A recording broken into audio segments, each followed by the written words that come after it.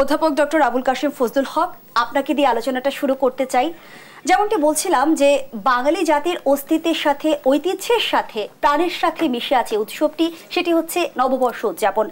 জানতে চাই, ভিন্ন প্রেক্ষাপটে নববর্ষ আমাদের জীবনে যে এলো, এই বিষয়টি আপনার কাছে কিভাবে ধরা দেয়? অধ্যাপক ডক্টর আবুল কাশেম। ধন্যবাদ। সারা পৃথিবীতে মানে বিভিন্ন রাষ্ট্রীয় যে কাজকর্ম সেগুলো খ্রিস্টাব্দ দিয়ে করা হয়। বাংলাদেশে অনেকে বলেন ইংরেজি তারিখ না, এটা খ্রিস্টীয়। তো আমাদের দেশেও তাই, খ্রিস্টাব্দ দিয়েই আমাদের জাতীয় জীবনের সরকারি অফিসের সব কর্মকাণ্ড চলে এবং পৃথিবীতে ব্যতিক্রম নাই। আধুনিক সভ্যজগতে প্রতিটি রাষ্ট্রেই ইংরেজি ভাষা বলে লোকে, কিন্তু আসলে এটা খ্রিস্টীয় সন, এটা ব্যবহার করে। বাংলাদেশেও আমরা অবশ্যই এই খ্রিস্টীয় সন, খ্রিস্টাব্দ তাই ব্যবহার করব এবং তার সঙ্গে দিন, মাস, বছর, শতাব্দী এগুলি দেখব। কিন্তু আমাদের নিজেদেরও একটা সন, তারিখ ইত্যাদি ছিল, আছে এখনও। এইটাও আমরা রক্ষা করতে চাই, কার্যক্ষেত্রের পরিসর বাড়াতে চাই না, যেখানে আছে সেখানে থাকবে এবং স্বাভাবিক গতিতে যদি কোনো কালে এটা বিলুপ্ত হয়ে যায় যাবে, কিন্তু আমরা অতিরিক্ত চেষ্টার দ্বারা সেটাকে বিলুপ্ত করতে চাই না। আর আমাদেরও যে একটা সন্তারিখ ছিল এবং সভ্যতার অগ্রগতিতে অতীতে আমাদের পূর্বপুরুষেরাও যে অগ্রসর চিন্তা করতেন, ভবিষ্যৎ চিন্তা করতেন, নিজেদের উন্নতির জন্য, এর একটা পরিচায়ক বাংলা সন। বাংলা সনের উদ্ভব কীভাবে হয়েছে এর একটা ইতিহাস আছে, অনেকে সেটা লিখেছেন, আলোচনা করেছেন। যাদের বিশেষ আগ্রহ, বই খোঁজ করে বই পড়লে সেটা জানতে পারবেন। তো অন্য সব জাতি এবং রাষ্ট্রের মতো আমাদের জাতি এবং রাষ্ট্রেরও এই খ্রিস্টাব্দ দিয়েই সব কাজ আমরা করব এবং এটিতে পরিবর্তন করার ফল ভালো হবে না, এটাকে আমরা রক্ষা করব।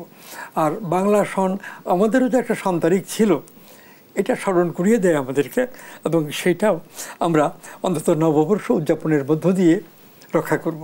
তো নববর্ষ উদযাপনে মানে কেবল সন্তারিখ, খ্রিস্টাব্দ এইটা দেখলে তো হবে না, তুলনা করলে হবে না। আমাদের নিজেদের জাতীয় উন্নতি, আমাদেরও একটা ঐতিহাসিক আত্মবিকাশের পরম্পরা আছে, ধারাবাহিকতা আছে, যেটাকে ঐতিহ্য বলে। কাজে আমাদের ইতিহাস, আমাদের ঐতিহ্য, আমাদের জাতীয় চরিত্রের ক্রমবিকাশ, আমাদের শিক্ষা দীক্ষা এবং উন্নতির ধারা, এইগুলোই আমরা বিশেষভাবে চাইব যে পয়লা বৈশাখে মানে অনুষ্ঠিত হোক। এবং এর মধ্য দিয়ে আমাদের যে জাতীয় জাগরণ, জাতীয় ঐতিহ্য রক্ষা এবং ঐতিহ্য অবলম্বন করে সামনে যাওয়া, এর একটা উপায় যাতে হয় বা সহায়তা হয়, প্রেরণা জাগাতে এই চেষ্টা থাকা উচিত। এখন বাংলা সন্তারিখ গ্রামাঞ্চলেই ব্যবহৃত হয়েছে, আমরা যতটা জানি পাই। যারা ফসল বোনের কোন মাসে কোন সময়ে কোন ফসলের বীজ লাগাতে হবে বা বুনতে হবে, কোন সময়ে ধান বা অন্যান্য ফসল উঠিয়ে আনতে হবে, এই সংক্রান্ত কাজেই বাংলা তারিখ বিশেষভাবে ব্যবহৃত হয়েছে। এবং খাজনা দেবার সময়ও এই বিষয়টি ব্যবহার করা হতো। আর এখানে আরবি যেটাকে বলে মানে হিজরত, মানে হিজরি সন, এটারও ব্যবহার কিছু কিছু করে, যারা বেশি ধর্মীয় তারা সেটা চেষ্টা করে। তো এই নানা কিছু থাকবে। এখন বাংলা নববর্ষ উদযাপনের একটা বিরুদ্ধ শক্তি আমাদের দেশে ছিল, আছে। কারা এবং কেন বিরোধিতা করে?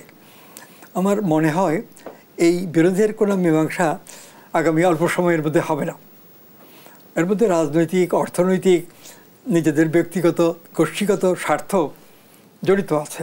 কাজেই রাজনৈতিকভাবে যারা আমাদের রাষ্ট্র সম্পর্কে ভিন্ন রকম চিন্তা করেন, যে আমাদের দরকার ইসলামী রাষ্ট্র করা, আর আমরা চাই যে আমাদের জাতীয় বৈশিষ্ট্য, আমাদের জাতীয় অগ্রগতি, যে তার ভিত্তিতে বাঙালি সংস্কৃতি, কেউ যদি বাংলাদেশি সংস্কৃতি বলতে চান বলুন, তাতেও আমাদের আপত্তি নেই। কিন্তু বাংলাদেশ রাষ্ট্র এবং বাংলাদেশের জনগণের সার্বিক কল্যাণের একটা বোধ থাকা দরকার। কিছু লোকের অথবা কোনো একটা গোষ্ঠীর স্বার্থ চিন্তায় সেটা হলে ব্যাহত হবে। এখানে বাঙালি আছে, তাদের অনেকগুলি ক্ষুদ্র নৃগোষ্ঠী আছে, শিক্ষিত লোক আছেন, অশিক্ষিত লোক আছেন, ধনী আছেন, মধ্যবিত্ত আছেন, গরিব আছেন, নানান অবস্থানের লোকজন আসেন। সেইভাবে সার্বজনীন কল্যাণে আমাদের চিন্তা করা উচিত। মানুষে মানুষে পার্থক্য আছে, নানান দিক দিয়ে এই পার্থক্যটা বাস্তব। কিন্তু প্রকৃতি নেচার মানুষের মধ্যে যে পার্থক্য সৃষ্টি করেছেন তার অতিরিক্ত পার্থক্য আইন কানুন বিধিবিধান এবং সংস্কৃতি দিয়ে সৃষ্টি করলে তা অকল্যাণকর হবে। তো এইরকম দৃষ্টিভঙ্গি থেকে নববর্ষ উদযাপিত হোক, এটা আমরা চাই। আর আমাদের যে সংগ্রাম, যদি আমরা গত 100 বছর 150 ইংরেজ আমল থেকে ধরি, এই সংগ্রামের মধ্য দিয়ে আমরা আধুনিকতার দিকে, নতুন চিন্তাভাবনার দিকে, বিশেষ করে বিজ্ঞানের প্রতি অনেকটাই মানে আগ্রহী হয়েছে। তো আমাদের জাতি যারা শিক্ষিত লোক রাষ্ট্র পরিচালনা করে তাদের, কিন্তু এই অগ্রগতিকে পছন্দ করেন না এবং গোটা ব্যাপারটাকেই ধর্মীয় দৃষ্টিতে দেখা, যারা মুসলমান ইসলামের দৃষ্টিতে দেখা এই চেষ্টা করেন। ইসলাম ধর্ম থাকবে, হিন্দু ধর্ম, বৌদ্ধ ধর্ম, নানান ধর্ম থাকবে, কিন্তু আধুনিক দৃষ্টিভঙ্গি এবং ধর্মের অগ্রগতি আর চিন্তার, মানুষের বিজ্ঞানের আবিষ্কার উদ্ভাবনের অগ্রগতি, এর মধ্যে অনেক ব্যবধান আছে। আমরা বিজ্ঞানসম্মত মানবীয় চিন্তাভাবনার আগ্রহী। এবারে আমরা দেখলাম যে মঙ্গল শোভাযাত্রার নাম পরিবর্তন হয়ে সেটি বর্ষবরণ আনন্দ শোভাযাত্রা হলো। এই বিষয়টি নিয়ে আপনার মূল্যায়ন জানতে চাই। এটার কারণ অস্পষ্ট না, স্পষ্ট। আমরা যখন বাঙালি সংস্কৃতি নিয়ে, পূর্ব বাংলার বাঙালি সংস্কৃতি এই নিয়ে অগ্রসর হয়েছি, তখন পাকিস্তান সরকার, বিশেষ করে মুসলিম লীগের যে কর্তৃত্ব, তারা সবসময় চেয়েছে যে মুসলমান শব্দটা রেখে মুসলমান সম্প্রদায়ের উন্নতির জন্য আমরা চিন্তা করব।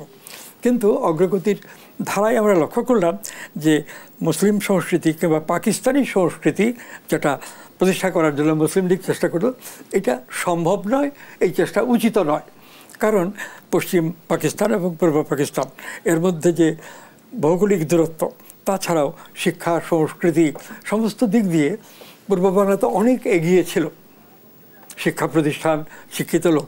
পশ্চিম পাকিস্তানের প্রদেশগুলোতে সেই তুলনায় শিক্ষা দীক্ষা অনেক কিছুই একেবারে পশ্চাৎবর্তী ছিল। আর এই পশ্চিমবাংলায়ও যে এক সংস্কৃতি, জাতীয় সংস্কৃতি, তা না, কিছুটা পার্থক্য আছে। সেখানে 4টা প্রদেশ ছিল, কিন্তু পার্থক্য সত্ত্বেও যেহেতু সেই প্রদেশগুলি সন্নিহিত, পরস্পর সংলগ্ন, সেই কারণে তাদের মধ্যে চিন্তার আদান প্রদান সম্ভব হতো। বিশেষ করে পশ্চিম পাকিস্তানের প্রদেশগুলোতে কোনো একটি ভাষাও যথেষ্ট উন্নত ছিল না যে সেই ভাষার মধ্যে রাষ্ট্র পরিচালনা করবে, শিক্ষা, উচ্চশিক্ষা চালাবে, এই অবস্থা ছিল না, অনেক পশ্চাৎবর্তী ছিল।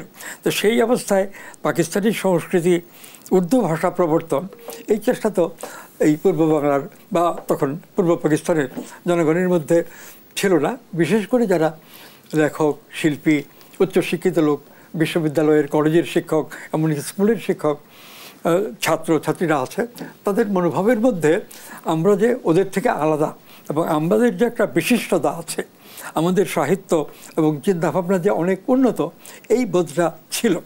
সেই কারণে আমরা এখানে বিপুল অধিকাংশ মানুষই যারা শিক্ষিত তারা, আর তাদের প্রভাবে যারা শিক্ষাবঞ্চিত তারাও এই পাকিস্তানি সংস্কৃতি গড়ে তোলার চিন্তাকে অবাস্তব এবং অনুচিত মনে করেছে। তো এই অবস্থার মধ্যে আমাদের বাঙালি সংস্কৃতির চিন্তা নিয়ে আমাদের শেরে বাংলা একে ফজলুল হক, পরবর্তীকালে মৌলানা ভাসানী এবং আরও পরবর্তীকালে শেখ মুজিবুর রহমান, এরা নেতৃত্ব দিয়ে যে রাজনীতির ধারা সামনে এনেছেন এবং যার পরিণতিতে মুক্তিযুদ্ধ, 69-এর গণ অভ্যুত্থান, তার আগে এবং এই মুক্তিযুদ্ধের মধ্য দিয়ে স্বাধীন বাংলাদেশের প্রতিষ্ঠা, এই ধারাই আমরা চিন্তা করেছি। এই দেশের শিল্পী, সাহিত্যিক, লেখক, উচ্চশিক্ষিত লোকেরা, সেই সঙ্গে গ্রামাঞ্চলেরও যারা শিক্ষিত এবং শিক্ষাবঞ্চিত, সকলেই এরকম একটা নেতৃত্ব, এরকম একটা ধারা চিন্তার কাজের বাঙালি সংস্কৃতির কথা বলছিলেন অধ্যাপক ডক্টর আবুল কাশেম।